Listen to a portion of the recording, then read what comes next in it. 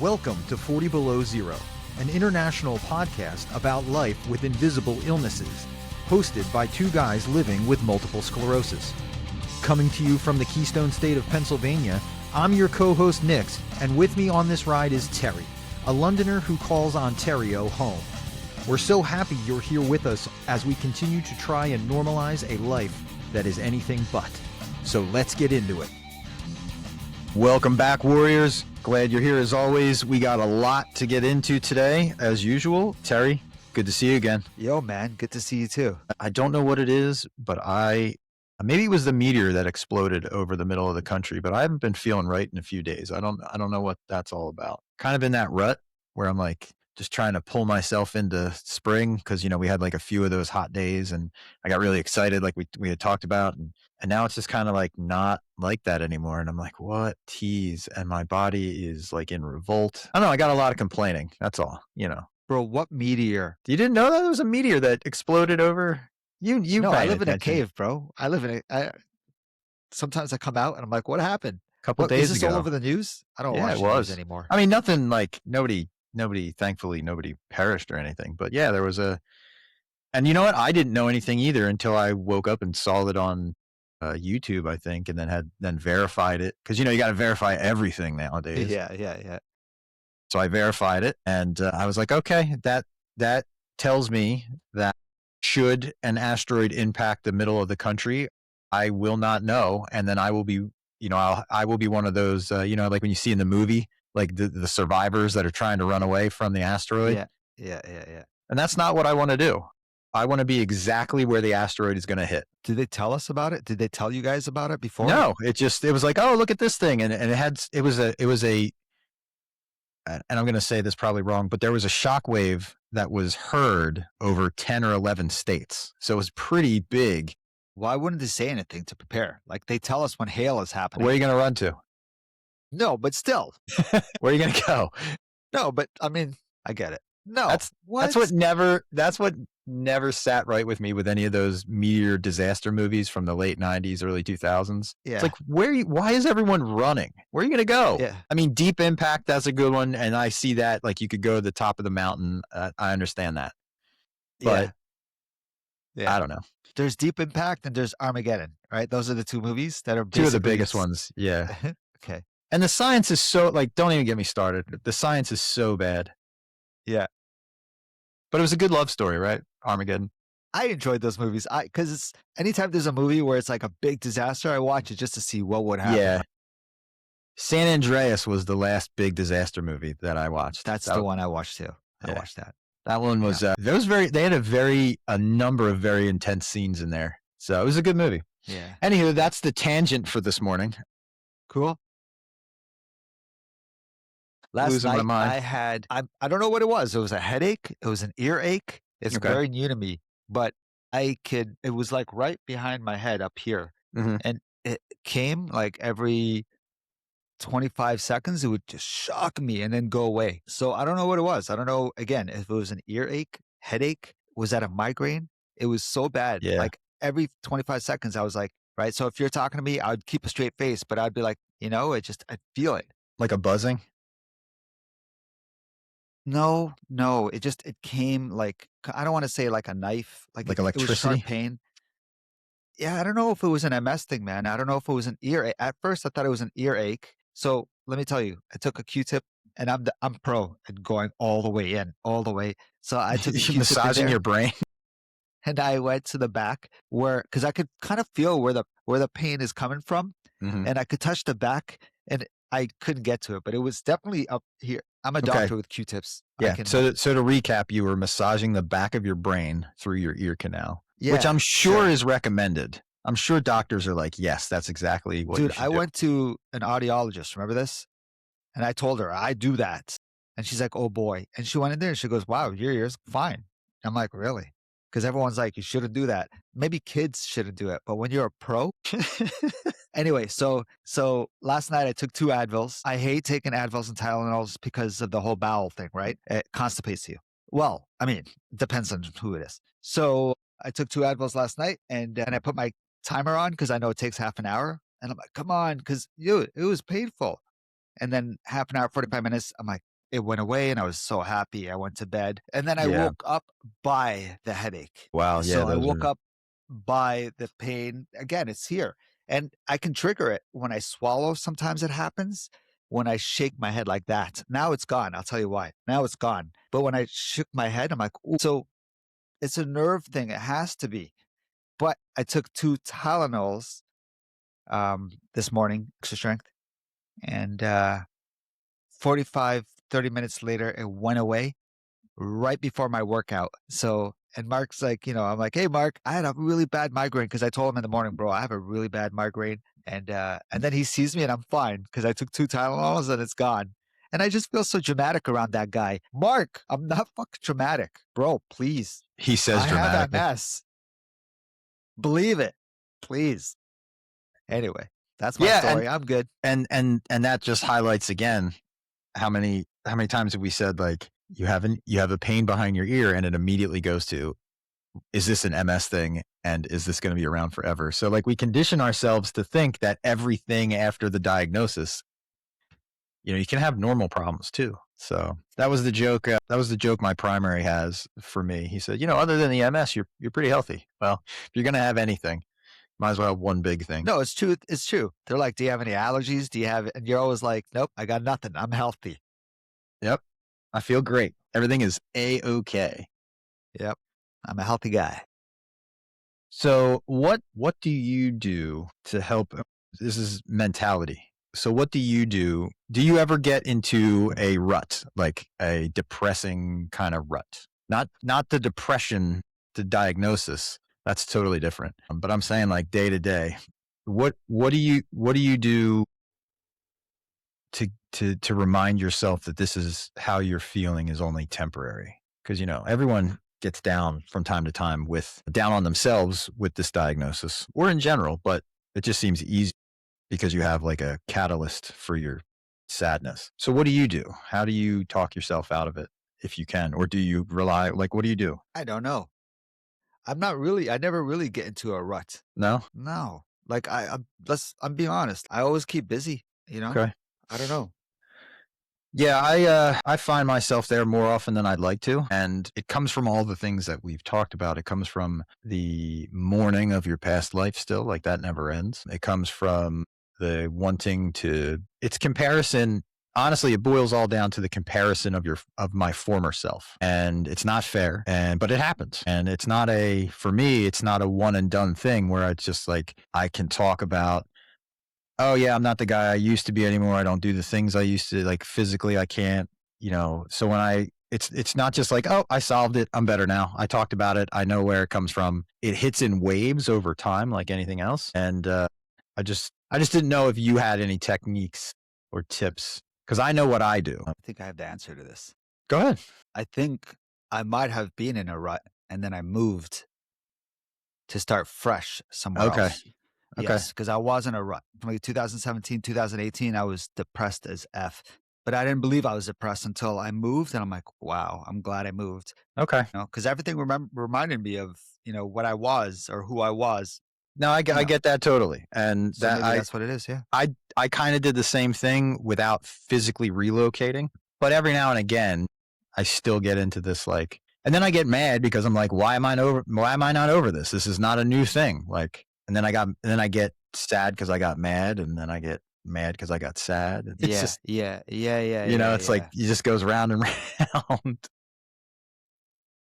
So many things is impacted by MS. Like, I mean, I don't mean to cut you off. I mean, emotionally, it's in the back of our mind, but the way people treat us, the way everything has, revolved around it, even though we don't want it to revolve around MS, but everything has impacted our lives. Yeah. And that's a great point because I wanted to I was like, okay, I have this now to deal with. I just want to integrate it into my life. I just want it to be a part of my life. I don't even want it to be the biggest part of my life. I'll just acknowledge that it is a thing. I'll deal with it as it comes along. However, that didn't quite work out.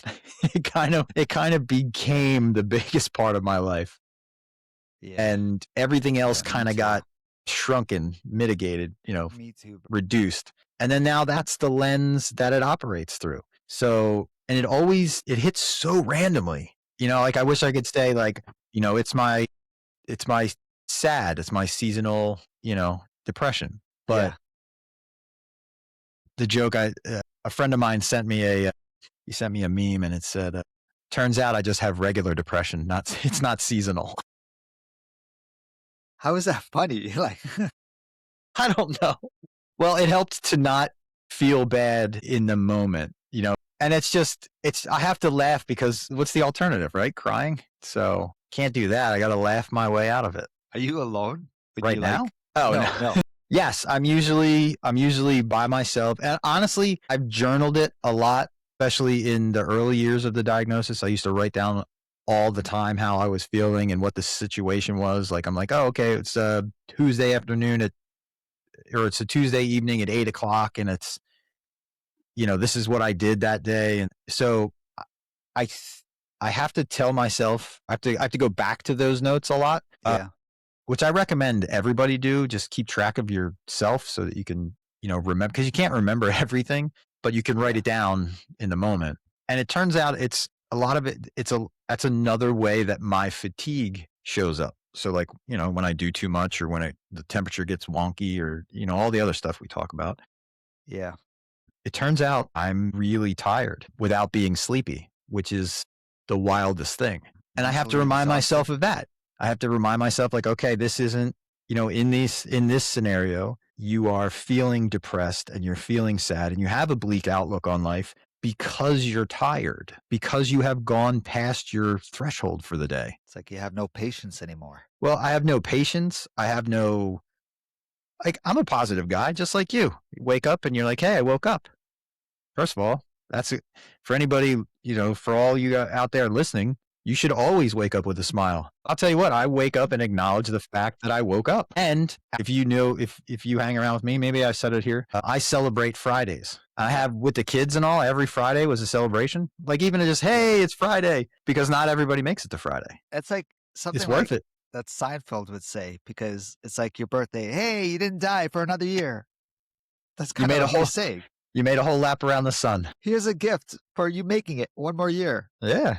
Hey. But so that's a little insight into how my emotional roller coaster goes. And the crappy thing is you can't, or me, I cannot see where the end of the road should be on a day-to-day basis. Like there's no, okay, you need to slow down. There's no yellow light where it says, okay, you need to slow down. You're starting to come to the end, and red light, you need to stop.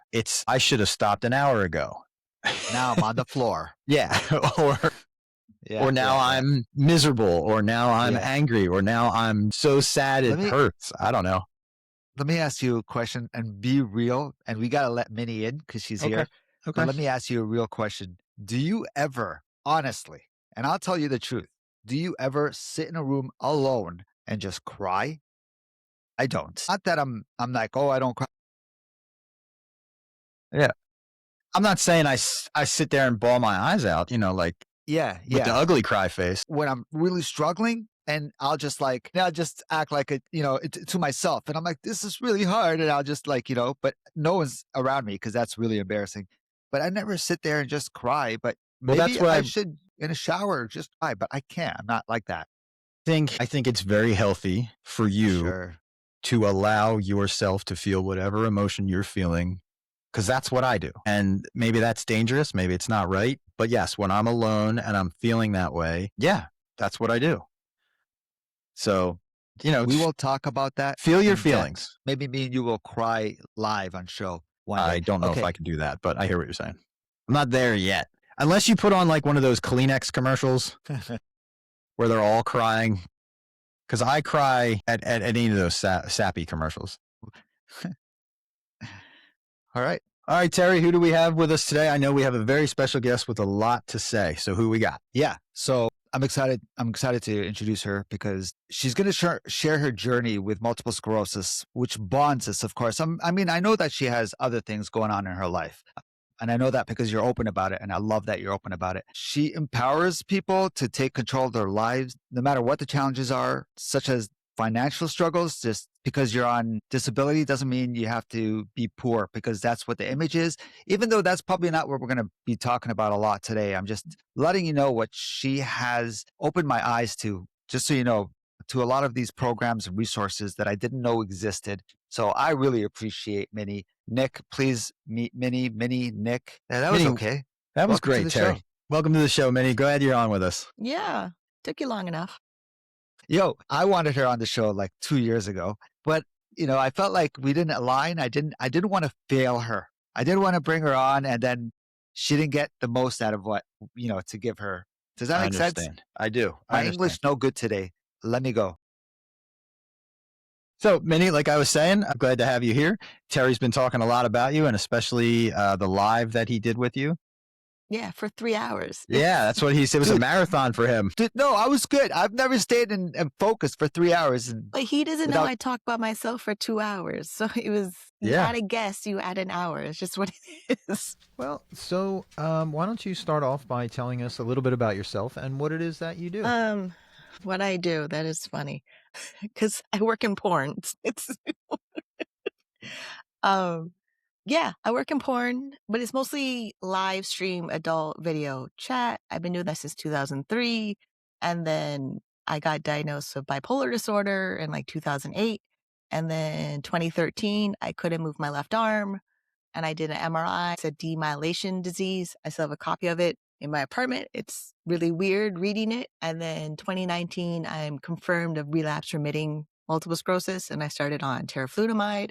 And then August 2025, I had a new symptom, worsening of old symptom, confirmed relapse, and I switched to Mavenclad, and I also changed neurologists, who's on maternity leave, and I do an MRI next Wednesday, April 1st at midnight, which I don't want to be in the city at that time of night. Yeah, and I've been working from home for 23 years and counting, so I have to remember to go outside a lot. And it's long before the pandemic of working from home. Do you ask for the late night MRIs, or do they just say, hey, we got an MRI They give for it to you. They give you a date. You could reschedule, but you could be rescheduled 6 months from now. So and midnight is still roughly okay where I could come home on public transit. But now I have to rearrange my whole ODSP paycheck to pay for cabs. So yeah, plus I need that MRI on time for the follow-up that's like 10 days after. So I can't change anything. I have to keep it and just, not fall asleep. Do you keep all your records in a binder? No, I mean, I have some. No, there's a filing box I've had for like a decade. Okay. Stuff go in there, and when I freak out and can't find anything, it's usually in there or in a pile of papers. Okay. But then now that we have the My Chart on all the different hospitals that make you have your chart online, they made it easier because I needed it. So December, when I'm having muscle spasms, I couldn't move my arms anymore because the whole being hugged in claw form, hands, arms, ribs, where I lose balance, I printed off everything for the emergency room because I went to a different hospital that wasn't the same hospital with the MS clinic. And then in triage, I got to read the notes. I was not going to sit there and explain it from the beginning. And then the doctor, on-call doctor, was like, why did you go to St. Mike's? I'm like, I'm here. You're the doctor. Figure it out. Yeah, right. So he read the note. He basically read the notes twice. And then I only needed tizanidine, the muscle relaxer, because he's like, why are you here? I go, I need a muscle relaxer and send me home. And he didn't know what it was. And I was like, how do you know about it? Well, I read about it. A neurologist told me about it. I just need it.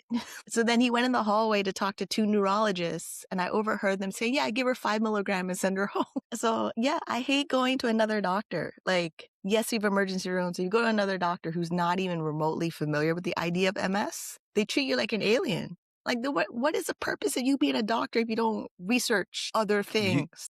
You guys laugh, but that frustrates me because I went to emergency room because this is 10 years. I was actually having a relapse. I woke up and I was dizzy, couldn't stand up. Real problem. I went to the hospital and emergency room and they're like, what's going on? I'm like, I'm having a relapse. And it was like a Saturday. So my neurologist is not in town, or you know what I mean? And they said, okay, what should we do? I'm like, my doctor usually puts me on prednisone. I don't know, because I was fresh in the diagnosis, so I didn't know what to say. And then they came back to me maybe half an hour later and they said, okay, so do you want prednisone? And I'm like, I don't know. I'm hoping that someone makes the decision for me. I don't want to be like, because prednisone is bad. But at the same time, I'm going through shit. So what do? I didn't take it. I just said no, and I didn't take it. Maybe I should have. I don't know. But Yeah. Even with me, so like I'm in the emergency room in August. I saw 2 neurologists, the on-call emergency room neurologist, the on-call doctor, and like, we don't really want to give you the prednisone. I'm like, that's fine. I don't need steroids. I'm like, and then people in the waiting room, the old lady that kept talking to me like I'm her best friend. And then the couple in front of me had rheumatoid arthritis. So they were going to get yeah, prednisone. So I heard the pros and cons of taking it when they were giving their prescription. yeah. And then my doctor, she's like, I'm glad you didn't take prednisone when she saw my notes, my family doctor. I was like, okay, well, I just knew steroids are bad and they fuck up your immune system more than you need them to be. And because of the way my muscle spasms, they didn't happen. So my grandmother and my dad came to see me in the emergency room. They don't believe I have MS. They're wondering why I'm here. Dude, you and I have so much to talk about this, and we should do this on one of your live shows because we can talk right now for 2 hours about family. No, because a lot of the shit you say, I really want to be like, dude, we really are similar. I know we don't have the same background, whatever, but my Middle Eastern background, and my mom does listen to this show. I'm sorry, cultural. Mom. It's cultural. Cultural, we go through something different than white people. It's just what it is. And for me to explain it to white people, I'm exhausted. Like, no, we don't have family meetings where we all kumbaya around the table and share what we're thankful for on TV. We're literally told to not be weak all the time. Yes, but can we just agree that white families have shit too? In the same. Yes, for the demographic in the MS groups that we're in, that are over 50, over 60, getting their pension, getting their employer disability benefits, and think, oh, I can just rest and I'm fine. I don't have that luxury. I got called lazy by my dad and need to be institutionalized. My God, dude, I've gone through the same thing. Like in the beginning, first of all, people see this, and they're like, you're fine. It's like, yeah, this is on camera. This is like for 10 minutes. After this, I need to go medicate and relax. So I get it, man. I have stories. And when you talk, you trigger me because I'm like, dude, and I want to just jump in because I've heard you talk in the past about stuff and people don't really get it because I see other people's reactions and I'm like, no, what They she's gloss it saying is over. real. So I appreciate you're open to talk. And I said in the past, you're intimidating because you speak very logically and you cannot argue with logic. You can't. So I know. being on your live show, I was attentive. I was like, all right, let's go. I'm watching Nick in deep thought. I'm just listening. Listen, I would have to kind of weigh in and say I was never directly told to not be lazy, but it's the same. There's an expectation that you keep going by your grandparents. Old school. It's, yeah. I'm only I'm only 3 generations removed from Poland, Ukraine on the one side. And it's a very nose to the grindstone mentality. I understand, and I hope this podcast helps to highlight the similarities across the board because that's what Terry and I are going for. And, you're right. It's not fair that, for example, the World MS community said that it was only this way. It was only a European affliction. And then come to realize that they never really looked in other places. And then once they looked, they said, oh, no, this affects everybody because magically when World MS Day became a thing a few years back and the World MS Consortium became a thing and doctors from all over the globe started funneling all their data through one clearinghouse, did they then know that, oh crap, there is 400,000 cases or more, whatever the number was, from Africa that we didn't know existed? And now it's not just a cold climate disease, which I was told that it was like if your ancestors are from a cold region of the globe. Bro, I grew up in the Middle East. Right. And that's not cold. Born Canadian. Where am I going to go? This is where I'm hatched. It's nice now that it's up to us. Now it's up to us to knock all that down and say, no, that's not right. It is but I totally understand what you're coming from where there's a mindset of, well, all you got to do is stand up and get back to work and you'll be fine. As long as you just keep working, everything's fine. And we know that is not the case. You can't just stand up and go to work sometimes, It's an uphill battle. When I first got diagnosed, well, no, who cares about when I got diagnosed? When I first got my big relapse is the first time, like, what is this? What's going on? My legs felt funny and they still feel the same way. But now I'm used to it, so I don't care. But when I first got it, I was like, don't touch me. I just want to lay down all day. I want to die. My legs were just in, I don't want to say agony. They just felt really weird. Don't touch them. Oh, there's agony. People, Thank you. there is agony. I hate to be dramatic. I'm It's like, no, okay, I wasn't, dude. The brain is trying to do roll call around your body, setting signals all over your body. And when it can't find your body part, it sends more signals to that body part. Dude, nobody can understand the feeling. Well, I couldn't move my left leg for, 4 months or something. And my doctor wanted to order different tests. He wanted to put a camera in my knee to figure out what was going on. My parents said no. And then it went away. Then I had crutches and I'm using the elevator in school. And then it stopped. But now all of my notes from the neurologist all comment on my balance, gait, think I'm having progression with the Pura thing. And I'm like, yeah, because my mom didn't give me the MRI when the doctor wanted the MRI in the beginning. Same thing with the lumbar puncture. Because the lumbar puncture, you need someone to take you home. And I didn't know at the time you can hire a private agency to be the person to take you home for basically $20 an hour. If you didn't know, nobody knows. They could have given me the money. Yeah. And then when I brought it up again the other day, she's like, oh, we weren't thinking about those things. I go, you're lucky. I moved out at 18. So when I moved out at 18, I still had my dad's insurance. I went into therapy. I didn't have symptoms for MS, till 2013. But every time I wake up, I wiggle my toes, I crack my knuckles in my toes, and I move my leg.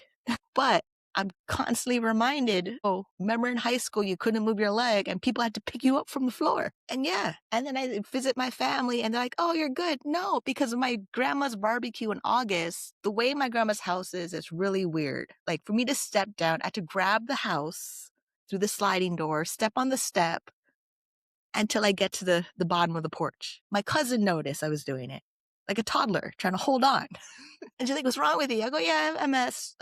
Don't make me hold anything heavy. But my grandmother, she's like, oh, you're not helping around the house. I'm like, I didn't come to be a worker person at your barbecue. Tough grandma. Her logic is B12, sickle cell anemia, or some other reason I have numbness in my hands. And I'm like, no, I know it's my MS because this is the original symptom I had before. And the way the doctors explain it to her, and she went in with intrinsic factors, and I'm like, no, has nothing to do with B12. Forget about the B12 because we went back on B12 injections and they weren't working. They are now because the B12 magnesium I've been taking since the muscle spasms happened are helping reduce the numbness in my hands. Where if I'm in the waiting room rubbing my hands together, only old people know what I'm doing. Why? You're saying they have the same thing? Yes, because they get neuropathy. Okay. Thank you for as teaching they get me this. older, and people with diabetes, they get it. So people with diabetes. So is this just because I'm old? Well, we know there's other reasons. We know there's lesions in our brain and our spine, and we know that everything affects everything. But when I'm rubbing my hands together, the old couple asked if I'm doing a new exercise. Okay. And I was like, no, my hands are numb. It's like, what for? Oh, I have multiple sclerosis. The way their face just turned pale. I'm half their age, younger than them. And they're like, oh, no. I'm like, I know. Yeah. Tell my family. Yeah, that's when people say, oh, it's tough getting old. I'm like, well, I'm racing you there. Like I'm outpacing you. I'm older than you are. And they're the only ones that know I walk funny when I'm out getting groceries. Do you use any mobility aids? No, I still hold on. I can still walk on my own. There's no mobility devices. Even though some people assume I have one, it's because you only see me on video chat sitting down like that. But for the most part, the only thing I don't like is walking down the stairs for the subway. That I hate. Like you used to be able to walk down the stairs and skip steps and not fall. I can't do that no more. That's just not even an option. I was the fastest down the stairs. I was the fastest. I remember that. I used to brrr all the way down. And now I don't remember walking down the stairs last time. Well, my body forgot how to step down the stairs. So I'm always near the railing all the time. If you were to use one, which one would you use then? Which one would be helpful for you? I don't think any is helpful because I learned that when I like walking, like I'll go outside, I'll walk across the street in the cemetery. If I keep walking, my body remembers. Okay. So then I just keep walking. Something as simple as like a collapsible cane to help you get down the stairs to the subway that you fold back up again. No, because of my arm strength. Okay. And it's situational. Sure. Believe me, So I if get that. I get that. so, I have and all then levels of mobility aids. getting it, I don't trust the vendors to give me a device that's brand new because when they sent me a bathroom bench, it was stunk of urine.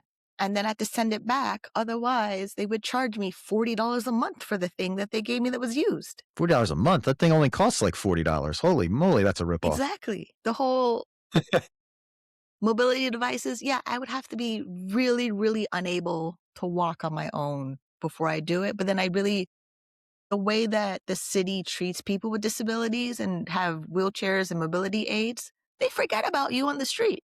And then I have to go through Wheel-Trans and they always forget to pick you up and you have this 3-hour window. It's a nightmare. I've never had a person tell me a good story about using public transits as accessibility transportation, or when you get to a subway station, is the elevator broken? Is the escalator broken? How are you getting up to the platform? Once you're on public transit here, if anything is not working that you need, you're SOL. Where's here? I'm sorry. Toronto. Toronto. Okay. Oh, that's right, Terry. You did tell me you're close. Did you say Toronto? Toronto. I did. Not you. No, Nick. Nick, just Terry and I were just talking. How do you get yourself out of the rut when you find yourself going down again? Like I awkwardly laugh about very serious situations. My brain naturally does it. Like last year winter when we had the election, snow was so bad outside. I would lose my balance trying to walk on the sidewalk. And then when they did clear the snow, if a power wheelchair is coming at me, they run over my foot. Where this year, I did not go outside the entire winter. I ordered groceries every week the entire winter. And now we're almost in April where I went outside once. Yes, I had muscle spasms. I couldn't move my hands, but I purposely made sure not to go outside this winter to pick up groceries or walk on the sidewalks because a power wheelchair thinks they have all the power in the world to be on the sidewalk and completely don't even stop to give you space to walk around them, where I'm not having someone run over my foot. And it happened crossing the intersection. The guy's power chair got stuck. He ran over 5 people all at once. And I was like, are you fucking kidding me? And I'm like, y'all need a different lane or wait or something. If there's a crowd of people walking at the crosswalk and you have a chair, wait the next light. Wait till you have the whole space of the road. They ran over my foot more than once. Hostile environment there that you're living in. I mean, my neighborhood has a lot of people in different chairs. Some of them decorate them with their dogs and flags and stickers and stuff. I know that, but I also know the city didn't build the sidewalks big enough for everybody on purpose. Yeah, that's how we talk about it. They're like slanted for a reason, which makes it really hard for people in wheelchairs. They're just not wide enough. It's not even crossing that too. Like the edge of the intersection. It's the whole thing. They're not wide enough for like a mom with a stroller and then a person with a wheelchair. They're just not wide enough. You don't have to be specific. Which neighborhood in Toronto do you live? I don't need stalkers. It's all the you internet, need to Terry. know. You can't get that close. Did I say specific? I meant not like, okay. Listen, It's by the way, you know, filmed in a TV series. If people watch Rookie Blue long enough, they would What's your know home what address? neighborhood it is. It's So, you know, my big fat Greek wedding was filmed on the street I lived on. And there was people protesting it. Like, really? There's always people that want to bitch. Sorry. even Best Man Holiday was filmed here. I don't know that movie. Is this all during COVID? Because I kind of went into a cave for like 5-6 years. No, so like Toronto literally has big movies filmed here all the time. Yeah. Like Suits is filmed here because New York is not always available to film here. So they film here and they bring the cabs from New York here. That's what the it was. stage, like here is New York. Our cabs aren't yellow here in Toronto, bro. They're all Mercedes and stuff. Well, that makes sense. I'm just joking. I wouldn't be surprised. A lot of those fleet vehicles are I know they're Mercedes. from Ford. I know they're Ford cars. They're not Mercedes. Just adding yet another obstacle to get around to your already overcrowded streets and crumbling infrastructure. And that FIFA World Cup is coming soon. They don't know yeah, what we they're got that. They don't know We how to got move that people too. around. We got a couple of those close to where I am. So it's just a hassle. I like how it started as MS talking and nothing to do with MS at the same time. That's what we do. We just go off and just, as Terry says, casual conversation. Is there anything you want to talk about? Is there anything you want to get off your chest? Please feel free. So, like, I'm on disability benefits. I hate it with a passion. Like, but I was on disability before my multiple sclerosis. It just having multiple sclerosis, and then 2017, I got a medical review, kept me on provincial disability benefits. And then there's federal disability benefits, and they operate separately, which is annoying because it makes you fill out more paperwork, and my doctors charge a lot of fees to fill out the paperwork. Like the disability tax credit certificate application I have to reapply for because it expired last year. She's going to charge me $180 to fill out this form. Wow. To basically say that I'm still disabled, nothing's changed, and the document is longer than the one before. That's a lot of money for a form. Yeah. My And doctor charges. they could still reject it after Yeah, right. it's submitted. Right. There's no guarantee. My doctor charges $10 for the first page and $2 for every other page after that. See, that's reasonable. That's like $25 right there. I'm okay with that. Yeah. Do I they think the set their most own I've ever- rates? Yes. I think the Like most each I've ever. doctor has their Yes. own different rates? Correct. Yeah.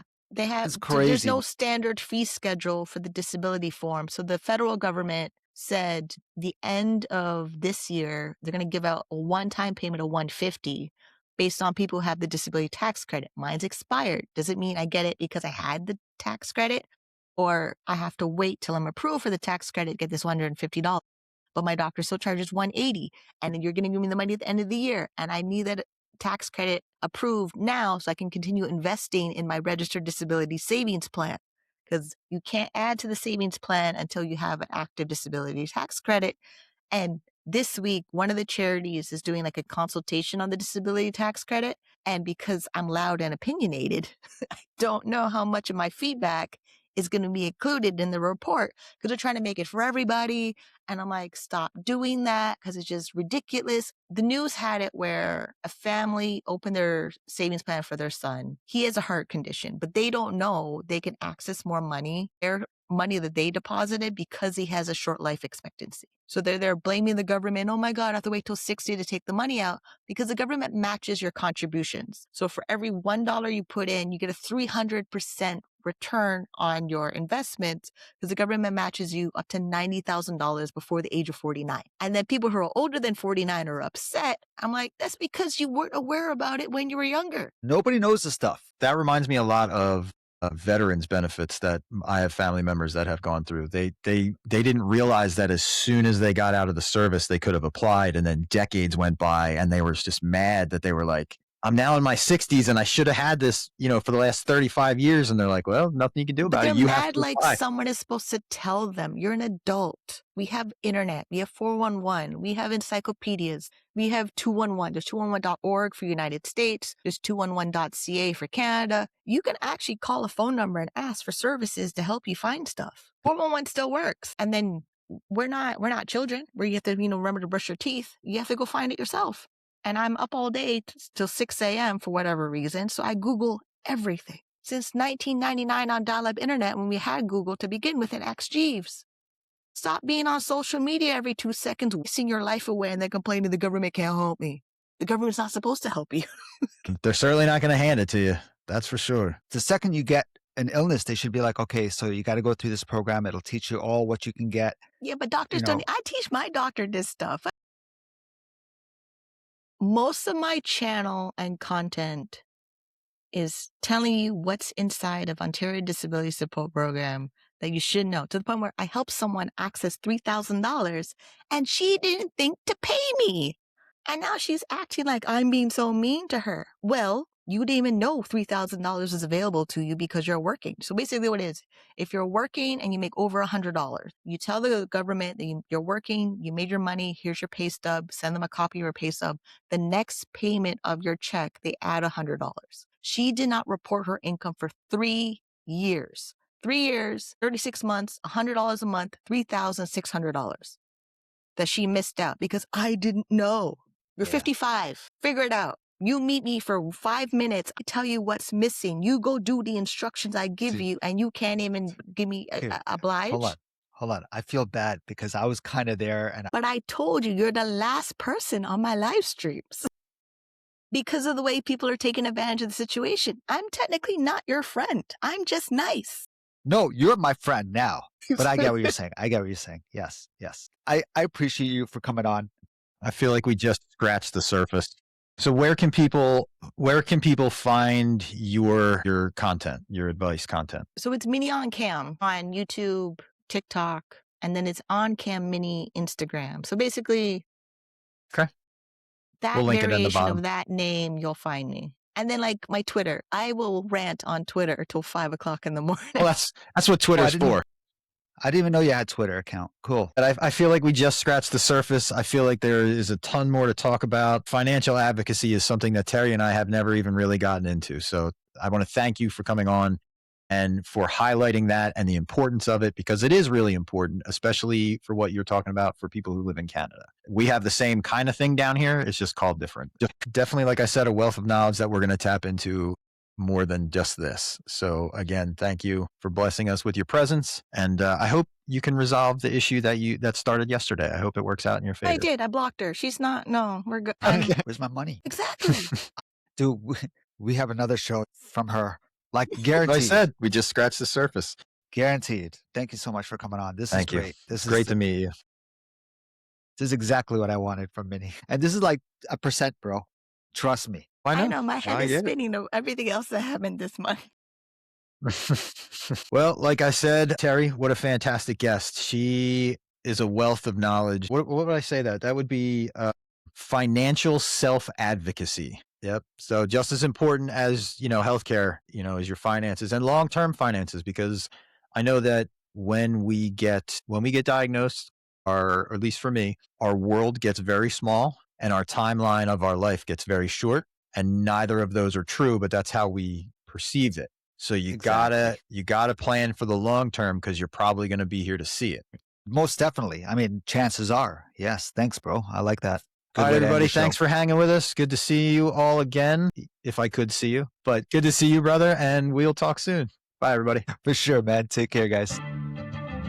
So check us out at 40belowzero.com. That's 4, the letter T, below0.com. Our email address is info@40belowzero.com.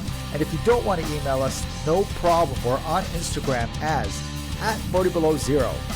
Awesome. Looking forward to hearing from you, and we'll talk soon.